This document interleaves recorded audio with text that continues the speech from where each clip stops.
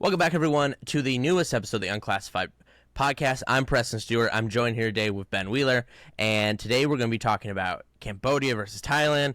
We're going to get into a little quick updates on Syria and Ukraine. We have a lot of questions from the viewers. This is kind of like, you guys, you know those old-timey sitcoms when they used to have like 30 episodes a season, and they just ran out of ideas, so they would just do like a flashback episode, and there'd just be clips from other shows or like other episodes in the season.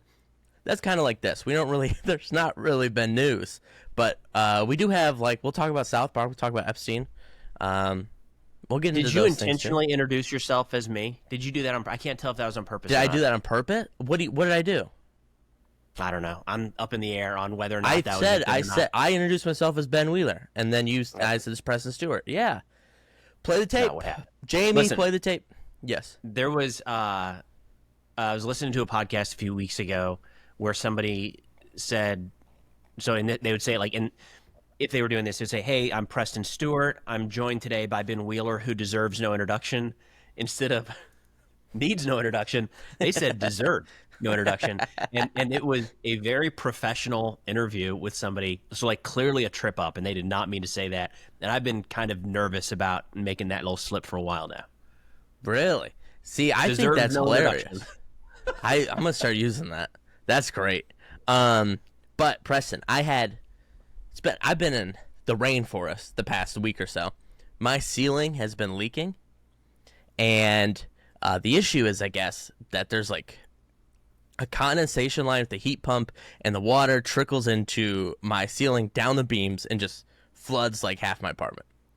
So I've been trying to get maintenance in here, and they just think it's a little drip, you know? I don't want to be hysterical. It's not like a pipe burst. But there are, like, a lot of drips, not just a singular drip. Anyway, so I finally get them in here yesterday. And they open the thing up, and they go, "Oh, this pipe, the water's supposed to go down the pipe, but it's coming up the pipe." Yeah, no shit. Why do you think you're here? Why? And these guys are great. So they come in here, and they got all these air machines and ladders. At one point, they're using a hammer on a brick wall. And then they put a hole in my ceiling, which they then fixed. There is no more leaking, but I don't know. I think they just got lucky. I don't think they knew what they were doing. It was horrible, all right? And now I'm, like, scared to move everything back because by the time you hear the dripping, everything's already soaked. Yeah. You know? So, I don't know. That's my method around the house is I just ignore things and hope it goes away because we're on the hook. We can't. We can't call a front desk and say, like, come fix this issue. Every little issue that pops up is coming out of the bank account. So I'm batting like 150 on ignoring something and it goes away. Every so often it works. Not often though. Yeah, that's the week before this past week. I was doing the same thing. So I was like, sometimes it happens. It's just like a drop or two, and then the first year I was here, or whatever, there was a leak. It was dropping, and I call, and they come out and they're like, "There's no leak," because it stopped and then never leaked again. And so sometimes it happens, and I just don't do it because I don't want to seem hysterical. But as you said, I couldn't ignore it this time. And then when I was ringing the bell, everyone was like, "It's no big deal." If I'm ringing the bell, it's a big deal because I would ignore it. I would ignore a flat tire if it meant I didn't have to go to handle it, you know? So, fair enough. Ay caramba. Speaking of ay caramba, let me tell you this. So last year, everyone listens to this podcast. You remember, in 2024, my big phrase was inshallah. I was inshallah Ben. People loved That's inshallah. True, yeah. Yep. But now, in 2025, I think what I'm going to do, I'm going to have a new foreign word, a new word from a different language that is not my own. And I think it's going to be ay caramba 2025. It only took till July to figure that out, but I thought you were going to do something like "thank you for your attention to this matter," which I'm going to start using more often. Thank you for I really your attention like to this matter. Off. Thank you for he does say that, attention to yes. this matter. Yeah, no, it's good. It's a good way to wrap things up. It really is, yes. So do you want to get into Cambodia v. Thailand? It kind of feels like they took a random country generator and they just press it every week, and then we get a new conflict. Yeah, I'll start there, but I want your Epstein update here in a minute. Oh, you want to start? If you want to go Epstein in? No. Let's start with our roots. We'll come back in. Thailand, Cambodia. So Shout out.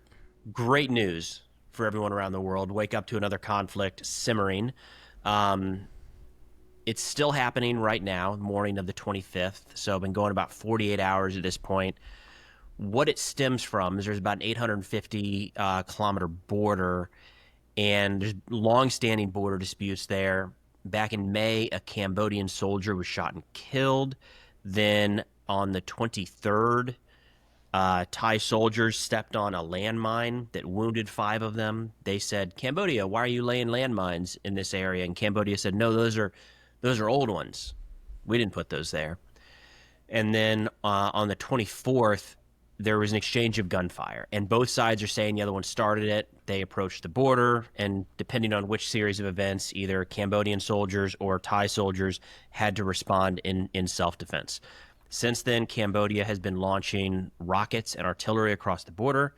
Thailand has responded. We actually seen some drone strikes, grenade drop drones, so nothing too awful fancy, but also the use of their F-16s striking targets in Cambodia.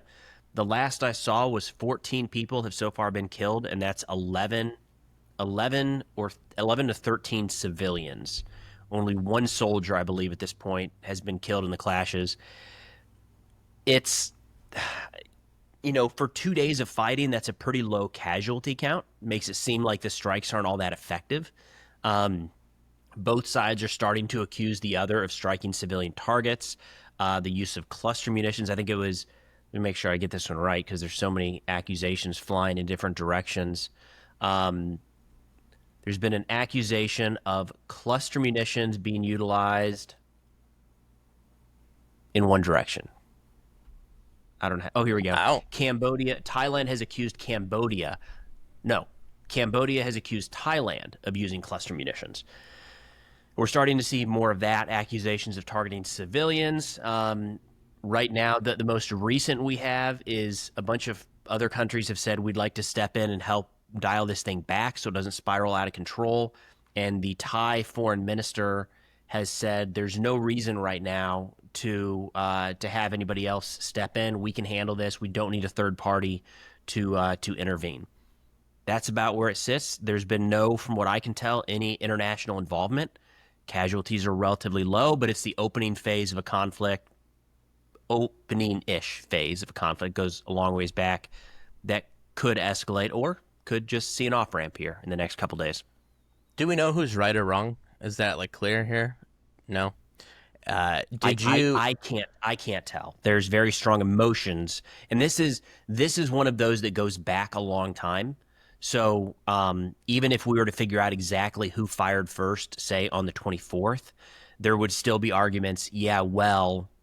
And it would be pushing it further and further back. So there's some accusations that I think it's Thailand has been moving military forces closer to the border in recent months, kind of suggesting that they were preparing for some sort of offensive operation. But as of right now, I'm having a real hard time kind of dissecting if it was clearly one side initiating this contact or the other. That's crazy. I saw the U.S. urged a immediate end to hostilities, but do we have did the U.S. know this would happen? Don't we have U.S. forces or a naval base or something in Thailand? I think we have something in Thailand. Thailand's a closer U.S. ally than Cambodia. They used F-16 Cambodia to carry out their airstrikes. Yeah. Yeah, well, they're not like a formal there's got to be a term for this, right? They're not a treaty ally, maybe is the way to put it, but they're also not, I wouldn't put Cambodia in the adversarial camp, not by a long shot. But Cambodia is more closely aligned with China, as it sits today. Thailand is such a weird, if you look at all of the treaty allies, right? Now, we have a lot of allies who don't have treaties, but all the treaty allies, Cambodia is the one that's, not Cambodia, Thailand is the one that's kind of out there, right? With the mutual defense treaty and everything. We just kind of put that in after World War II and just kind of rolled with it, right? Just kind of bizarre. I'm not complaining. Shout out to the Thais. We have a mutual defense treaty with Thailand? Yes. Is that for real? Yeah, that's what I'm talking about. It's like one of the it's like the one out there you're like, oh, I didn't know. Strong Defense Alliance, 1954 Southeast Asia Collective Defense Treaty, also known as the Manila Pact, forms the basis of the U.S. security commitment to Thailand. Yeah. We're going to war, Ben. We are pivoting to Asia. I mean, well, also, isn't it? Yes. But yeah, so we have a mutual defense treaty there.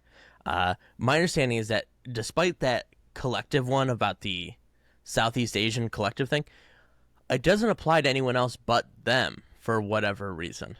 Because the Philippines have their own individually. I don't believe Japan and South Korea were ever part of it, nor was Australia. So everyone else lost the protection but Thailand, which is kind of bizarre, right? Good for them, yeah. Way to figure that one out, guys. So we'll see. It's hard to say which direction it's trending right now. I don't really like that Thailand is saying nobody needs to intervene. We got this. That makes me. I feel like that makes me a little bit nervous, but maybe it shouldn't. So we'll see. This could go in either direction at this point. I wonder what will happen. Do you have any guesses? Do you want to make any guesses? No? You don't want to go on. My guess is that we're going to see a lot of fake information out of this one because we've already seen some footage out of Myanmar be used as fake footage. I see. All right. Do you want to give us a quick update on Syria and Ukraine? Yeah. So let's go to Syria. The big issue in the recent weeks was the Druze down in Suwaida in the southern portion of the country. That appears to be in a ceasefire status right now.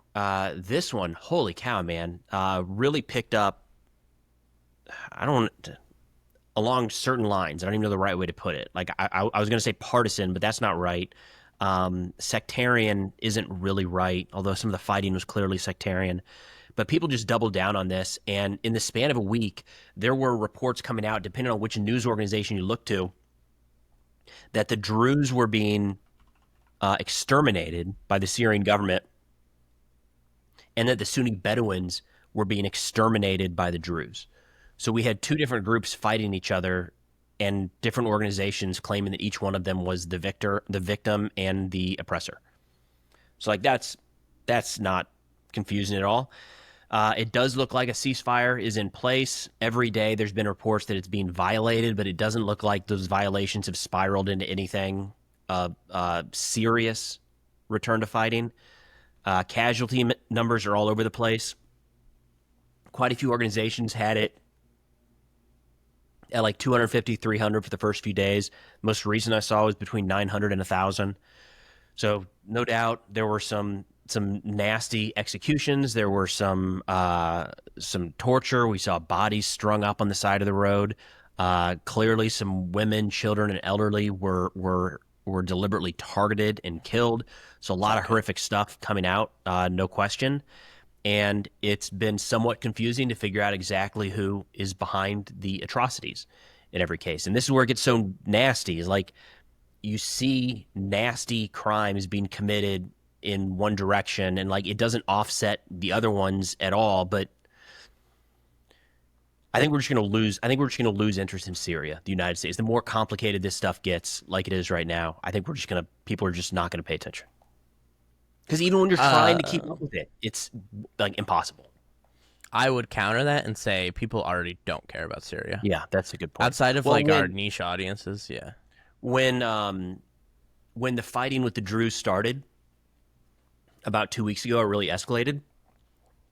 There were people saying this is a distraction for the Epstein files, and it's like, oh no, yeah, there is not really anything that could happen in Syria that would distract the U.S. voter base from anything.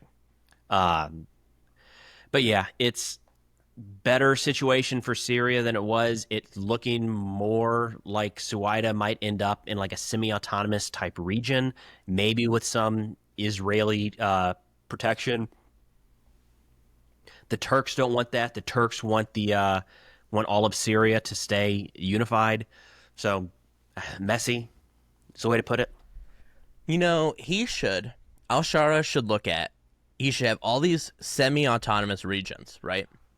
And then his federal government should have control over all of them, but they get to make their own laws, and any power that his federal government doesn't have is then given to the states. Hey, your new dog. I know, she just popped up. Helly, come back here. Helly. So for the audio listeners, Preston's dog just walked into the room. He has a new dog. Come here, girl. Named Helly. Move the camera over. Oh, hey, there she is. Helly, come here. Helly, come here. This is our friend Helly. Yes, this is his dog, Helly. She's a very sweet puppy. New dog. She's hanging out in the office now. Yeah, what kind of dog? We don't know. Got her at the shelter. A mix of sorts. But she just had her first day at the vet. So she's back. She's my office mate. Is she a big fan? Is she a Stewartite?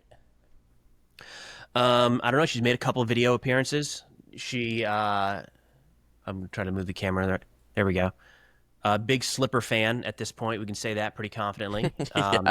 She moves between mine, Megan's, and my daughter's slippers. But yeah, she's been good so far. Really, she's a rescue. So they called her Mama Helen at the shelter, and we didn't really like the name Helen for a dog, so we wanted to change it to something similar enough to not confuse her.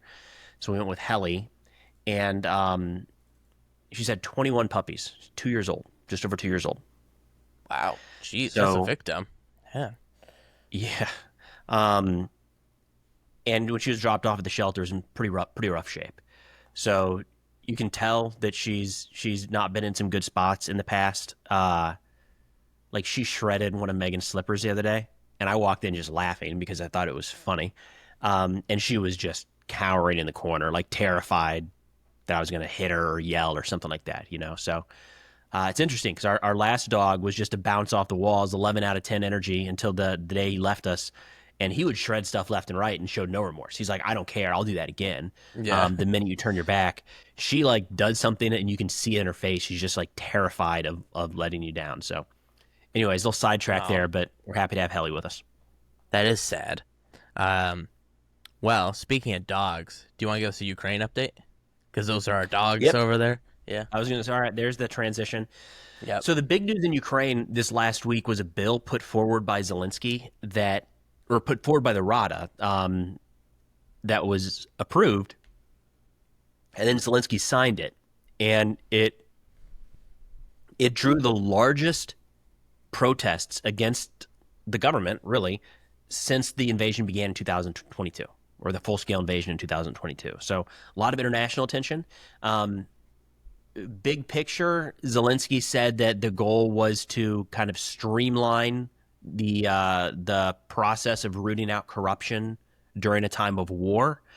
What it appeared to have done, this bill that he has already backtracked on, apparently due to public pressure, was kind of consolidating two watchdog organizations under the prosecutor general, which is more of a direct link to Zelensky. So the rationale was that they started to uncover some Russian influence in those offices, with people whose relatives were still in Russia and they were still communicating with them. And they had just conducted some raids, finding out some of the communications these folks had been in with the Russians. So kind of rolling this under one organization was presented as a way to safeguard it and keep it operational during a time of war. The pushback was that this would essentially give Zelensky or any future president, future leaders, oversight over corruption investigations into themselves. So, that's a problem. Clearly, you can just, remove that investigation. So it politicized what was supposed to be a couple apolitical organizations, and the people were up in arms about it. There were, which that's not fair to say, because even Ukraine was split amongst this, right? You had their government vote in favor of it, and then their president sign it. So some people in Ukraine were against it, and there were protests, peaceful protests. A large online contingent was not happy about it, and we did see some pushback from the international community, really just saying the optics here aren't good. It wasn't necessarily the belief that Zelensky was going to do away with this organization and immediately start embezzling funds. It was more, hey, guys, you got to be more aware of this situation. A lot of the pushback against any aid to Ukraine is tied to historic corruption. So when you're doing anything that could be seen in any way, shape, or form to limit the effectiveness of anti-corruption authorities, you just got to be super careful with that. And it doesn't look like they were all that careful. So it does look like Zelensky's either put forward a new bill or has announced that he's putting forward a new bill to change up how that's going to be done. But it does look like that was an issue that sparked and has died down already. A big takeaway, I think, is the peaceful protests in Ukraine, I think, are pretty significant to happen in a time of war. When, remember, there are drones hitting Kyiv and all these cities day in and day out. And this was so important that the people took to the streets, genuinely risking their lives to go out in mass. I thought for sure Russia was going to hit one of these formations just because why not? Mm-hmm. They can see where it's happening. But yeah, that's about the Ukraine situation. Big news out of Ukraine. Wow. Very interesting. Well, I my thoughts and prayers to the Ukrainian people that they figure out, they work it out, I didn't mean to sound disinterested. I don't know. It's like another disinterested. Yeah. Another country's having, they're having a protest over how to do a corruption thing. It's like, okay. Yeah. The interesting thing was like here in the United States, we saw some right-leaning influencers, I'll say, and Marjorie Taylor Greene, who's kind of like, I feel like the strongest anti-Ukraine proponent in the U.S. government right now, or at least in Congress. She immediately was mislabeling these, and this was part of the pushback against Zelensky at the time. Was like, hey man, just be careful with what you're doing here. The optics. She immediately posted these things and said, look, these are people. This is the Ukrainian people protesting Zelensky because he's a dictator and wants the war to continue. And it's like, well, that is not it at all what this is. Like, none of that is true. But of course, people can't read the signs that are in Ukrainian that say veto the bill. They can't understand what the people are saying when they're being interviewed. It's just a crowd of people. And, that post probably got a couple million views. And it shapes that narrative that was just patently false. So that's the reason. And then she followed that with, we need to stop arming Ukraine right now. And we need to replace Zelensky. Or we need to, he needs to be voted out. So that's the reason that it was important. Was it definitely added some cannon fodder to folks that were misrepresenting the nature of the protests. They need to test the water in her district, because I don't know how these people are voting for her. They need to test the water. See, maybe there's lead poisoning district wide or something. She's in Georgia somewhere, so she said some absolutely crazy stuff. Yeah. Like Jewish space lasers, all politics. This, politics aside, like she has said some batshit crazy things. In recent. This is not like dig up what they said during a high school debate 15 years ago. It's like, what did she say last week? And it's out of control. Yeah, it's every day with her. She is nuts. But speaking of crazy things, Jeffrey Epstein. Have you heard of him? No. So he's this guy, used to be friends with the president, and that is the latest scandal here. So, of course, everyone knows Jeffrey Epstein.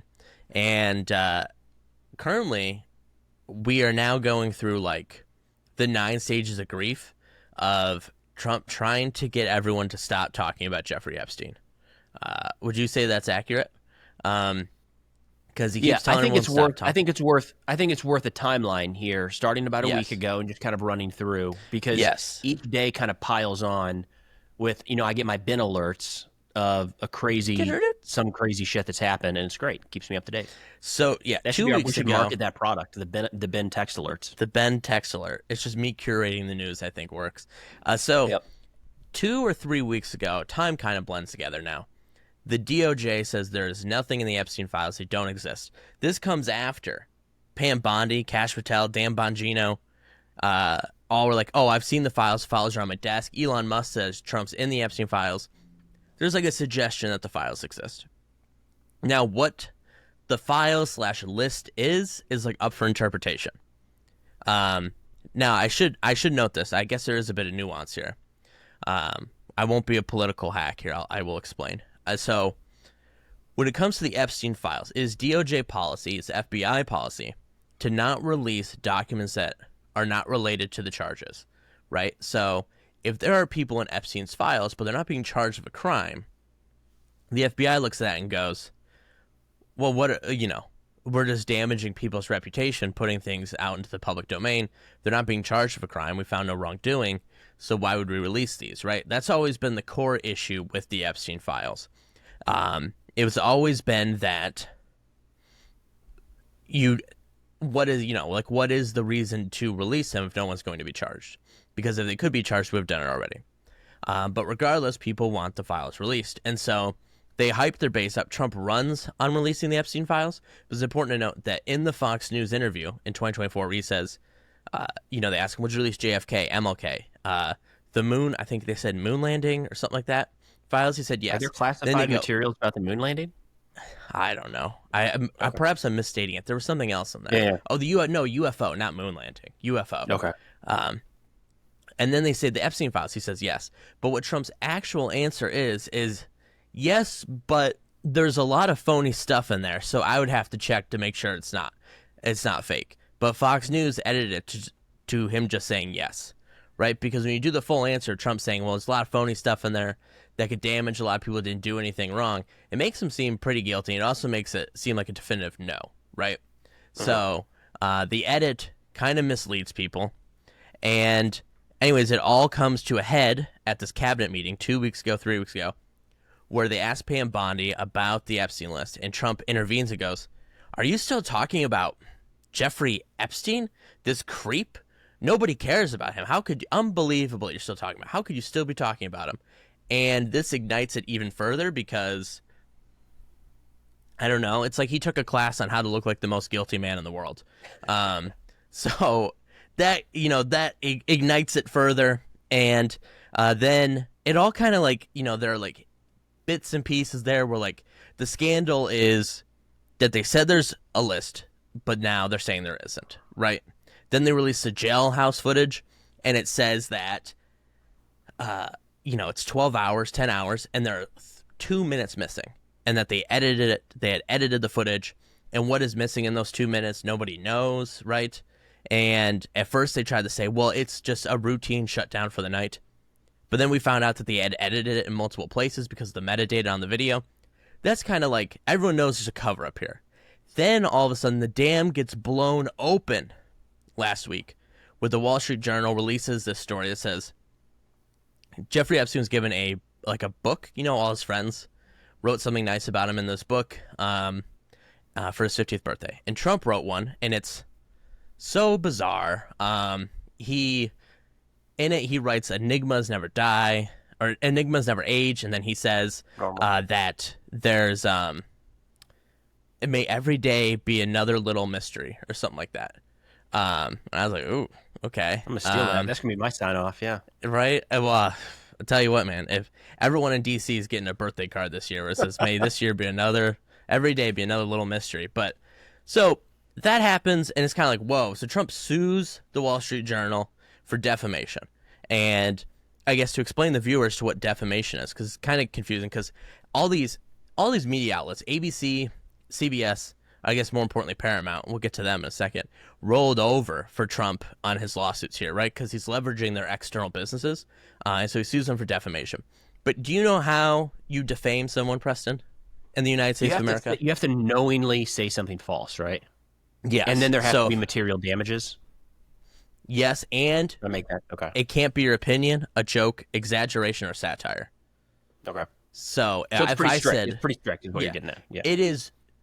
The whole point is that it's basically impossible to defame the president, right?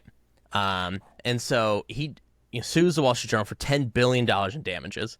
And I would say the other part of defamation is that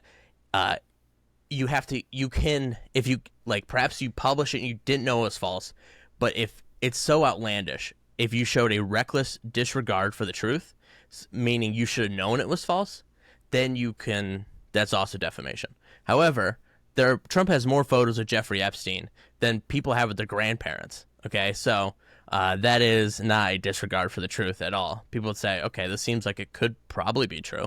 So all that happens, he sues the Wall Street Journal, and there's like pandemonium over it.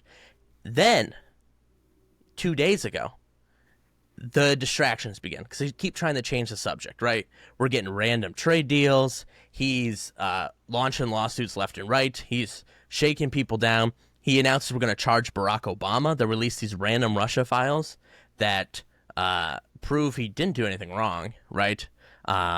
If the Trump organization didn't want to be investigated during the 2016 election, they should have stopped calling Moscow 140 times, as the Republican Senate confirmed in 2017, right? So, boo-hoo. And then Tulsi Gabbard goes out there and says, well, look, I am giving a criminal referral to to the, what is it, Congress? No, to the DOJ to charge Barack Obama. What are we doing here? And it just seemed like out of nowhere, it's like you're taking this too far. But then we found out what they were distracting from this time around. You ready? Yeah. The Wall Street Journal runs a story that says Trump was told in May he is on the Epstein list. He's on the Epstein files that supposedly don't exist, but were also created by the Democrats, but they're also boring and that everyone shouldn't talk about them anymore. And we find out that he was told he's on the Epstein list, which, I should add, the FBI was also told to flag every instance he was in the Epstein files, right? To flag everyone, and then to tell the DOJ. Now, we don't know what the DOJ did. They could have taken a black Sharpie or cut out his name or something. Who knows? But he was told in May. And then in June, or no, I think it was earlier here in July, they released the edited jail tape footage and say there are no Epstein files. Pretty crazy, right? That is the cover-up there. And then the Wall Street Journal comes forward again and says, well, we actually have the book, Epstein's birthday book, and Bill Clinton is in there, and so is Leon Black. And Trump's response to this is that, of course, the book can't both be fake but real because Bill Clinton's in there, right? It can't be both ways. So Trump says the whole thing's phony. They're lying about Bill Clinton too, because Trump can't, he's kind of locked in here. He seems to understand that he's screwed. So that is the conundrum he finds himself in now. And now, today, he went out there and said that he's allowed to pardon Ghislaine Maxwell. They're trying to get her to testify in front of Congress.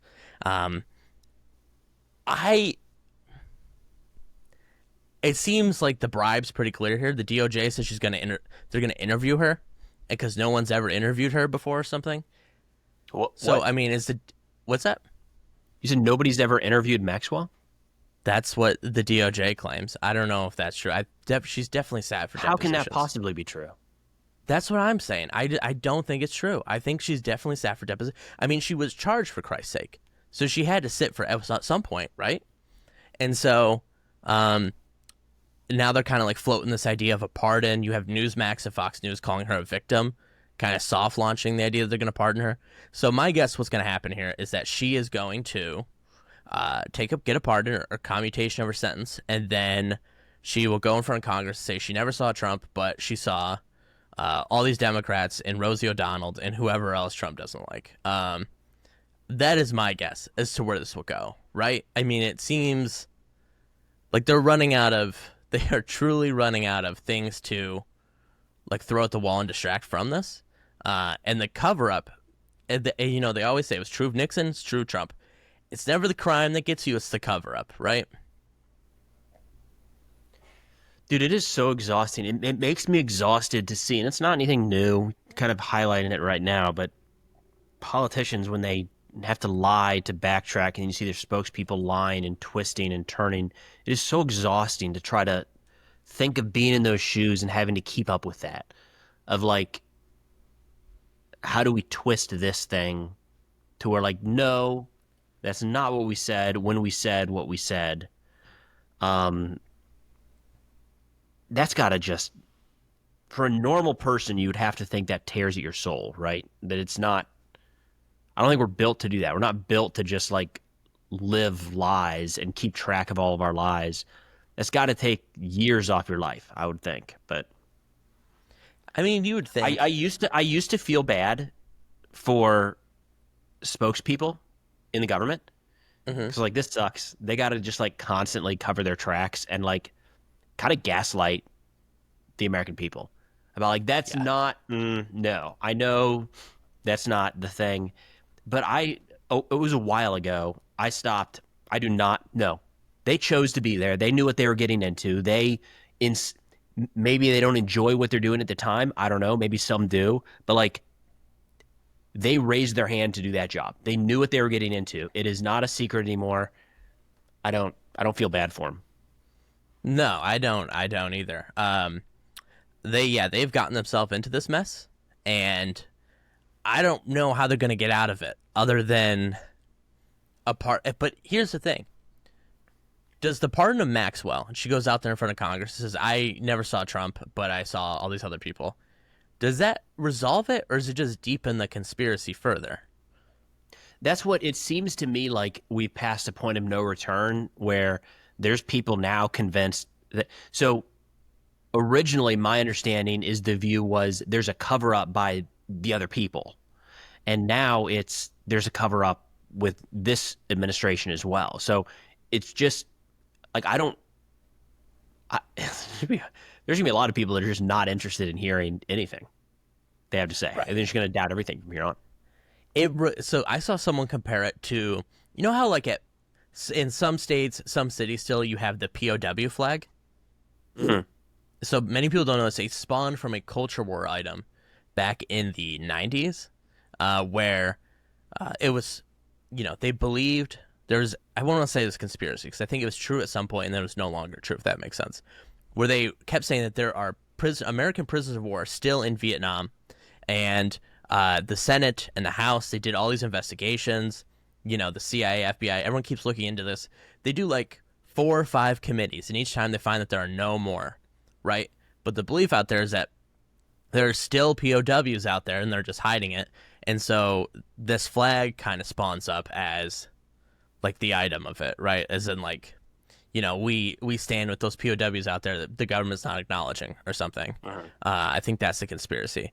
And so that never went away, by the way. That never went away. No, that never went away. There are still, it's never been proven, but I would say it's never been proven, but I think you can still find pretty significant groups of people that believe we knew there were POWs and did not bring them home. Of course, now they're all believed to be deceased, but that, call it a conspiracy, whatever, that is alive and well with a fair amount of people, I think, still from that era. And I believe throughout the 80s they were doing their best to go back and get people from Vietnam, right? Mm-hmm.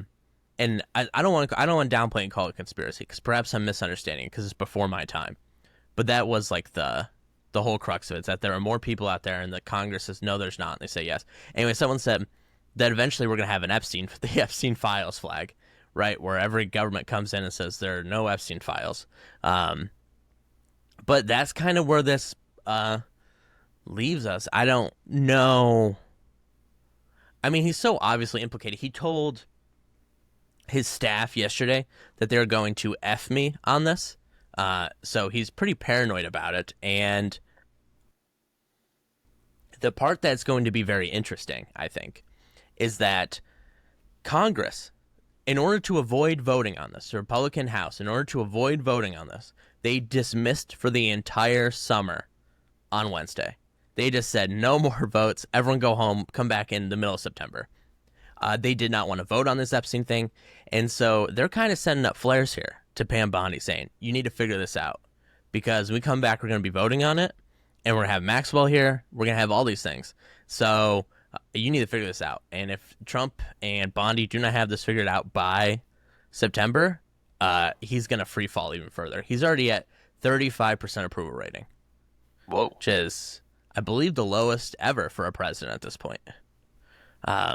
He is in free fall. You were going to share something, it looked like? No?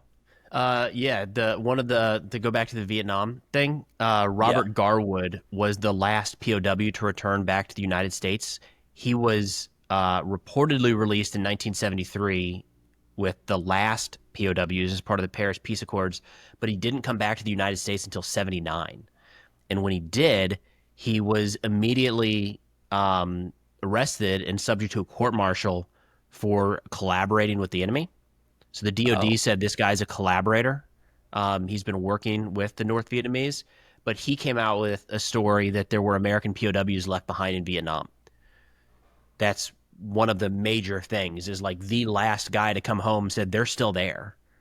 And it looks like that was looked into and nothing ever came of it. But that's one of the major acts that kind of spurred a lot of that. I see. Yeah, that explains it.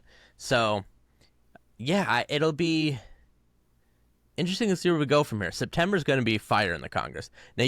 Now Trump has an entire month, and we saw Mark Mullen, the senator for Oklahoma. He went out there and kind of plainly said, and this is no exaggeration, he said, what we're trying to do is give Trump cover. Oh, okay. Well, at least you're just saying it out loud. But yeah, it seems like there's something,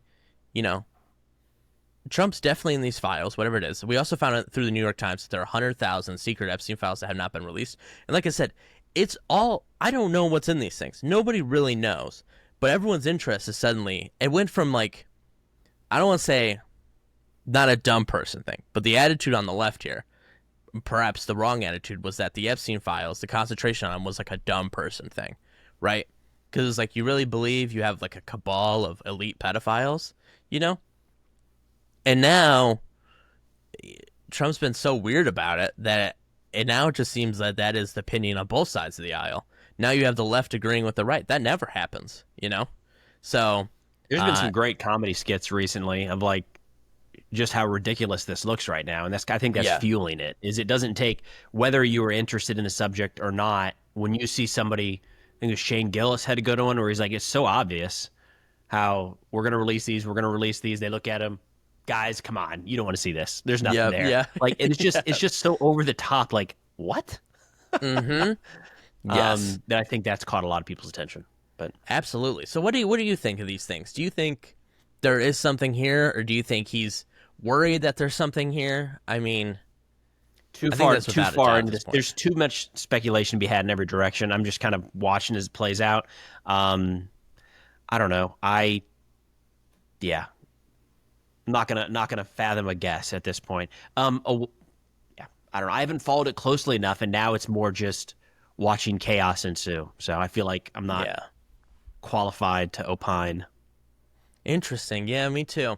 Well, actually, I do speculate, and I have a lot of fun doing it. So actually, not me too, but Now we get into the other big Trump item here is South Park versus Trump. Have you seen the episode yet? No, I saw a clip of it, but I haven't seen the episode yet. I saw a lot of people sharing it, talking about it. That's all I really know at this point. They kind of went after Trump, right? Oh yeah. So for the past, I would say I'm a passive viewer. I've seen seasons, I've seen episodes.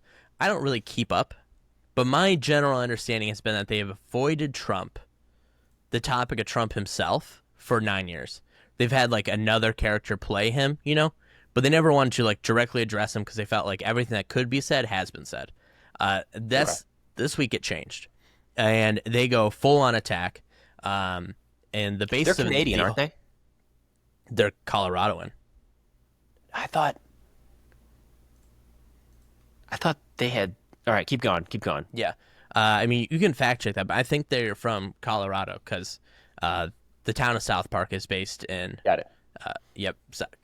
Anyways, so they have this episode, and the basis of it is that no one's allowed to criticize Trump, and Trump supporters in the town of South Park flip on him because he's making their lives worse, and he's subjecting them to all this state-imposed Christianity, and it's making his people very mad, and they call him an R-worded F-slur about 9 times in the beginning, and then we get to Trump. He's in the Oval Office, and his whole tagline the entire episode is, I'm going to sue you. No one sues me. No one makes fun of me and gets away with it. And of course, then the whole thing is showing him being a fat slob with a tiny wiener, and he's in a sexual relationship with Satan. They allude to the fact that he is Saddam Hussein in a disguise, which is, I think, something we said on this. Isn't that something I said like a few episodes ago? I said that Trump is more Saddam than anything else, but yes. So that all happens, and then Trump sues Jesus, and Jesus comes down to the people of South Park and warns them and says, if you keep this up, you're going to get canceled like Colbert, and if you don't speak up now, then he'll be able to do whatever he wants to everyone, right? And so like gives them a warning that if you don't fight now, you won't have another opportunity to fight. Okay, so that is like the takeaway from the episode. And the interesting thing about Jesus in South Park is that he's just a character. You know, he's just, everyone sees Jesus. So it's not really any special. I mean, he shows up quite a bit. That's what happens. And it's all over social media, right? Because Trump has the full Saddam treatment. Like, he has the head that Saddam had. It's pretty crazy. And I guess there's some key details here. Before this episode went live, they got a $1.5 billion deal from Paramount. Like for that. 5 years. $1.5 billion for 5 years. That's crazy. And also right before they went live, but after taxes, that's like what, $1 billion? Is it even worth it? That's true. Yeah, it's hanging on by a thread. And sorry, my recollection of the events is a bit slow here, but essentially, Paramount then settles with Trump over this. And I should say, this lawsuit's frivolous. So he sues CBS last fall because they edited the way they edited a Kamala Harris interview. I should clarify, they just edited it for a promo. He says that somehow it's illegal election interference, which is not a crime or a civil thing you can sue for. And so he just created this thing, sues, they settle because they want him to approve the Paramount merger. But he says if you don't settle, aka a bribe, then you're not getting your merger approved because they want Skydance to buy Paramount. And who owns Skydance? Larry Ellison's son, right? Larry Ellison's like the second richest man in the world. He owns Oracle. So that all happens. They pay the bribe. Then they give him an additional $30 million in free pro-Trump, pro-government PSAs. And so South Park, the check cashes, and they lie to Paramount about what the season's going to be about, what the episode's going to be about. They were talking at this panel yesterday. They said, yeah, so we just created a bunch of fake clips and put it in a trailer and told them this was going to be about. And he's like, but that's not what we had intended at all. So they go have full frontal attack on Trump, on Paramount, and basically that $1.5 billion check cashed, and they gave the middle finger to both of them. And then the White House and Trump were melting down about it yesterday, of the White House saying that nobody watches South Park anymore. It's hanging on by a thread. Yeah, $1.5 billion thread, you know? And, pre-tax. Pre-tax. That's true, pre-tax. And Trump apparently saw the episode and is furious, according to the Hollywood Reporter. So that is pretty crazy. I'm sure we'll see an attack. But here's the thing. I mean, the fact that they issued a statement, you're like fighting with 4 cartoon fourth graders. So if anything, they're going to double down. And it definitely, the reason I think we're seeing it everywhere is because it is the first time, and I think everyone's been looking around for a while, right? Like we saw the Late Show hosts, and then Colbert gets canceled because he calls it a bribe and calls out Trump for eliciting this bribe. But I think the reason it's making everything is that everyone's become very careful, has been very calm to not directly criticize the president outside of Kimmel and Colbert. Colbert gets canceled, and everyone's like, it's like a freezing effect. And then South Park just put the black flag up there, and they attacked him in a way I don't think I've seen anyone attack him in his 10 years of being a politician.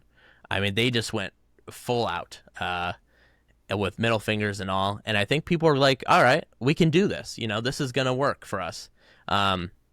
So kind of like a reinvigorating moment, and the fact that the president's so mad about it makes it even funnier.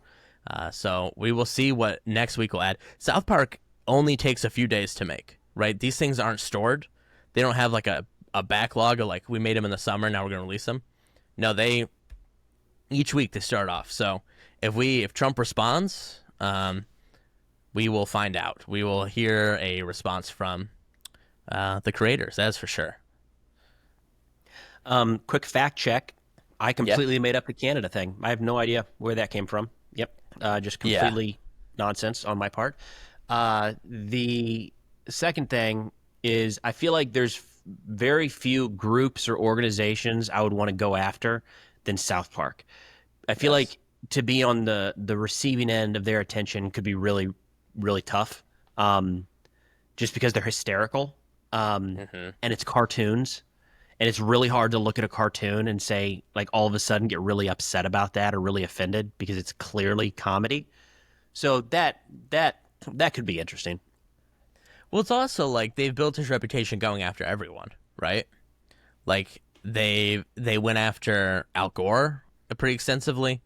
They go after the left pretty extensively, Republicans alike. So it's kind of like, the bipartisan jester. So if you're, I don't know, so I agree with you.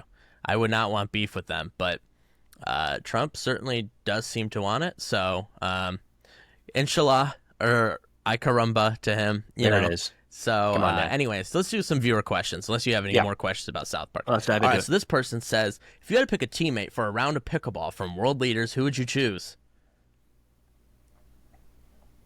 Pickleball. You tricked me. I had cheated. You'd mentioned maybe doing this for basketball, so I quickly let's do basketball then. Let's do basketball. The tallest world leaders. Yeah, let's do basketball draft. Tall doesn't translate to who you want on your basketball team because they put Joe Biden in the top 5. And it's like, well, I don't think he's currently world leader. Also, at 90 years old, 89 years old, I'm not picking a 90-year-old for my basketball team. I don't care. Well, here, let's do this. Let's change it. All right, presidents, all in their prime. All U.S. presidents in their prime. You got to pick 4. You're on the starting 5. Okay, so you got to pick 4 presidents to play with you. Can I go first, or do you want to go first? You go first. You can go first. Obama. Okay, I picked Barack Obama. All right. I just. Who are you going to pick too? He's 6'6". He's the only one I can think of that actually played basketball in any way, shape, or form, and showed that off. In the White House, I feel like that's a clear. So pick. that's like picking LeBron first round here, folks. It's picking Michael Jordan. This isn't. Just give me your top 5 because you're better at president stuff than me. Really? Okay. Well, okay. So you got Barack Obama. I'm picking Abe Lincoln. That guy's really tall. Okay. He used to wrestle, pretty athletic. I'm gonna take Gerald Ford. He used to play football in college. See, I didn't know any of this stuff. I would say. So I got one more pick. Yeah. I got my big man. Let me think. Who's your hype guy? I guess it's me. I'm just. There's Patrick Beverly, who's a NBA player right now, said of Russell Westbrook one time. He said he just runs up and down the court. He's fooling y'all. He doesn't do anything. Or no, it's the other way around. So Russell Westbrook said about Patrick Beverly, and that's kind of me out there. I'm just be running back and forth. I don't be doing anything. I'll be tricking everyone. I guess my last one would be. I don't know. Maybe you do. I'm trying to think of like people who were athletic. FDR, LBJ is pretty tall. Team. What? Well, FDR, it would get a guy off a wheelchair, make everyone feel bad about it. Equal opportunity, yeah. Maybe LBJ. I mean, he was pretty tall. Maybe you have two big men. I think he used to play basketball in high school. Maybe I feel like I've seen a photo of him playing basketball. I don't know. Okay. Or maybe John F. Kennedy. It strikes me as a guy who's pretty, but he doesn't have the stamina. If we got to play 82 games, that man ain't gonna last. I think the lesson here is that the U.S. presidents don't make for an all-star lineup on the court. No, we have Barack Obama, and that is it. That is it. All right, so pickleball. Then you got to pick a teammate. Who are you picking? Oh God. I don't know who's the youngest world leader right now. Let's go with the youngest. I don't know. I think I'm picking Mark Carney. He strikes me as a guy who knows how to play pickleball. Because pickleball, I don't need them to be athletic. I need them to have played it before. And he strikes me as a guy who plays it. Who'd you pick? Burkina Faso, Ecuador, Montenegro. Oh, I saw the Montenegrin prime minister speak at NATO last year. He seemed like a young dude, fit and fast. We'll go with him. Yeah. All right, so it'll be Mark Carney versus this guy from Montenegro. Yep. And then, of course, you and I. I mean, I might be a liability out there. I mean, I like it, but it does feel like a little goofy to play, you know? Never played. Well, you're not missing much. All right, so thick or thin crust pizza? If thick, Detroit or Chicago style? Thanks as always. Thin. I agree. I don't like thick pizza. I don't like deep dish pizza. I think it's gross. It's like a pie. Lou Malnati's was the place we would go in Chicago, though, for the deep dish. Lou Malnati's is good. I'll tell you what. I think there's a cabal going on here because the whole reason Pizza Hut and Domino's are as successful as they are, despite not being very good, is because these homemade pizzerias, these like mom and pop pizzerias, you know, maybe you have 2 or 3 locations in a town. They are charging. I mean, you have to take out a third mortgage on your house in order to get these pizzas. It is like $80, at least here in Chicago. It's like $80 for a medium pizza or a large pizza. That's crazy. You have to pay the Pied Piper. And the craziest part is that Lou Malnati's is also in on this too. They're doing the same thing. And I'm just dying to know. And here's the thing. I bet if private equity got into the pizza company, I've never wanted to support private equity. But if they got into what's going on here in Chicagoland, they'd run the gauntlet, all right? Because the whole reason these prices are so high is that behind the counter, it seems, they have like 9 teenagers standing around doing nothing. And that seems to be probably what's raising the cost so high. I don't know. But it is absolutely insane to me that these prices are so high. And don't get me wrong, the pizza's good. But I just think there could be a little trimming of the fat in these companies. All right. And perhaps I wouldn't have to pay, you wouldn't have to take out a third or fourth mortgage. I mean, these things, they make Five Guys look affordable at times. All right. Can you believe the prices at Five Guys? That's crazy. Are you familiar? We've been a few times. Yeah, it is. I mean, that's crazy. You have to take out a payday loan in order to go to Five Guys. And it's just outrageous. You get the bill and it's $35. I'm just one guy. What do you mean $35? They say, well, everything's made fresh here. Everything's made fresh here. No, I mean, maybe. But, like, I don't know. $35, that's crazy. Now, they also... All right, I'm going to cut it. I'm gonna cut it. We're spiraling into fast food. Well, hold on. We have these other questions here. Hold on. Do you think if the West pulled the little green men trick and went for Kaliningrad, that they could effectively choke the Baltic and hurt Russia without drawing in NATO? No, I don't think we're very good at that tactic. I think that takes a lot of state-level secrecy that we'd have a hard time pulling off to that degree. I would agree.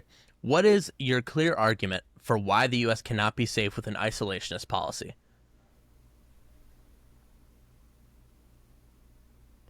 Clear argument as to why the United States cannot be safe? I don't know that I would say cannot be safe. I don't think that's best for us. I think our influence abroad allows us to procure cheaper products, allows us into better trade deals, allows us to strengthen alliances around the world. So I think you could get from that to a less safe United States.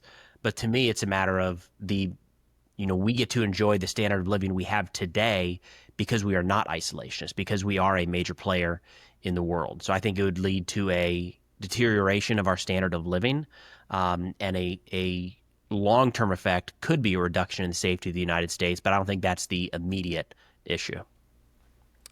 I would say, isolationism doesn't work. At least if we want to be the hegemon we are now, with all the privileges of it, I would say it doesn't really work. Anyways, that's not a clear argument, but I'm trying to be fast here. This last one is, how has society changed since the earliest days you can remember in the United States? You can focus on any aspect you choose of society.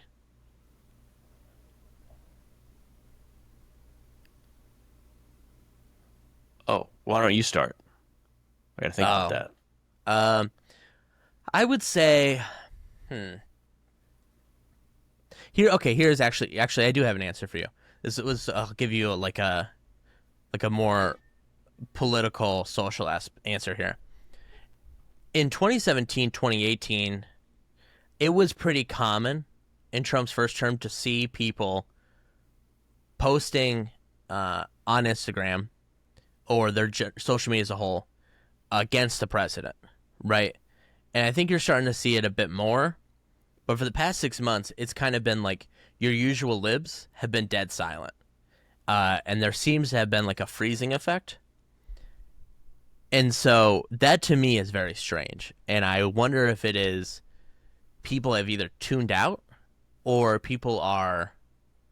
there's like a freezing effect from all this crazy lawsuits and the secret police and everything going on. But that to me is people are definitely second guessing what they say online in a way that's bad, right? Because if you're second guessing what you say online, that's good. But if you're doing it out of fear that the government could harm you in some way for what you say, that is bad. So that is something I've noticed there. But in terms of like a general atmosphere thing I've noticed, I think there was definitely a clear switch. I think the pandemic took us from like the phone and online being a part of your life, right? Where like, you had your social media apps and everything, but they were just a part of your life. And I think the pandemic in 2020 changed that to where the internet is our lives. And maybe that's just because we've become creators, but it definitely feels as though phones and the internet have taken over more of our lives than they had throughout the 2010s. Okay, I'll say our circles used to be smaller. When I was growing up, we didn't have social media. I know I'm a little bit older. But so in the 90s and the early 2000s, we knew the kids at our middle school. I didn't know. I'm from a relatively small town, Champaign, Illinois, about 130,000 people total between Champaign and Urbana, Twin City. We had 4, maybe 5 middle schools, so not huge. And I went to Holy Cross. We had St. Matt's, Edison, Jefferson, and Franklin. And I didn't even know all of the kids in my grade in some of the other schools, or would even know their names, or like you'd hear new names in 8th grade that you'd been the same age as for this, your entire life at this point. So like you had small groups still.